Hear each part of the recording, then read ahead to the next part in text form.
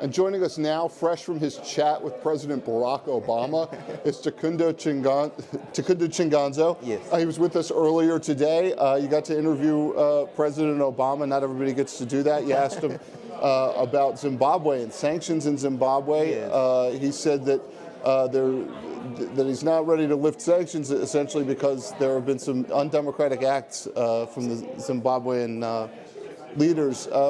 What did you take away from your interview with him? So I'm happy that the president opened up that platform to dialogue a bit further, because I believe that in as much as this is a political issue, it should not hamper business, and which is what is happening right now. Zimbabwean businesses are failing to, really engage with American businesses, which is what, this whole summit was about, really. That conversation, the mutual growth of the two economies.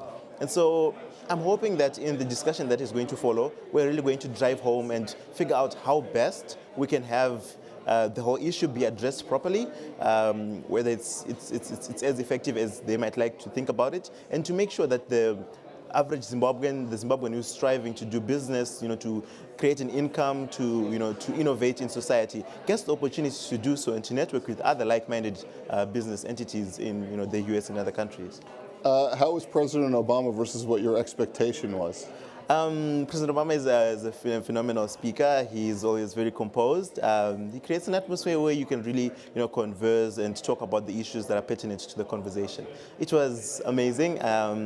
It was a great opportunity, and I hope to keep on, conversing with people who are bringing change in society. And who's the first person you're going to tell about it when you get home, or on the phone? So I just spoke to my co-founder, Jabulani Mpofu.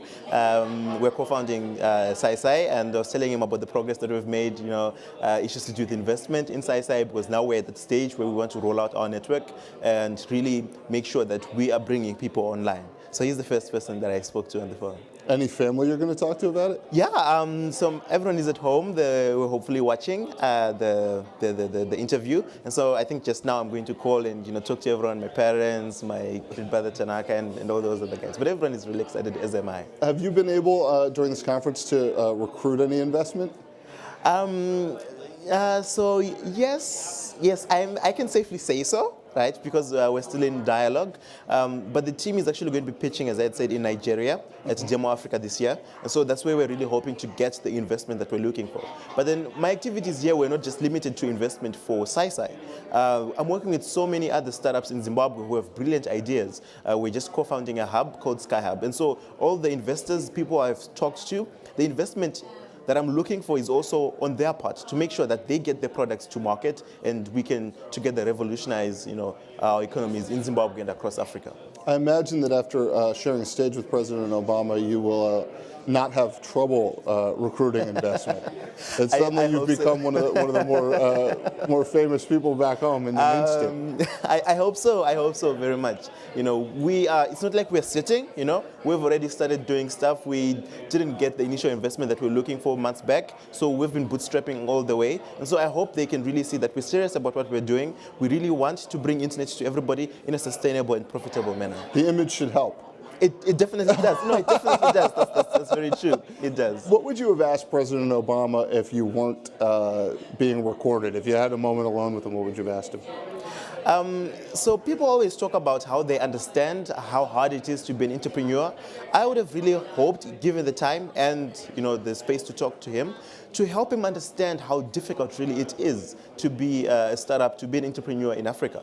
How we're passionate about innovation, how we know the solutions that we need in Africa, but because it usually entails technology and concepts that are new to the market, they usually don't see the light of day.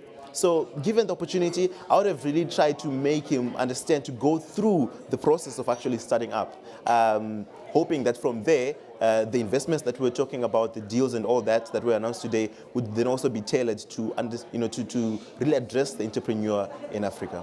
Takunda Chingonzoh, thank you for joining us a second time. Really appreciate it. Fresh off your interview with President Obama. Yeah. I hope this was at least the second best interview you did today.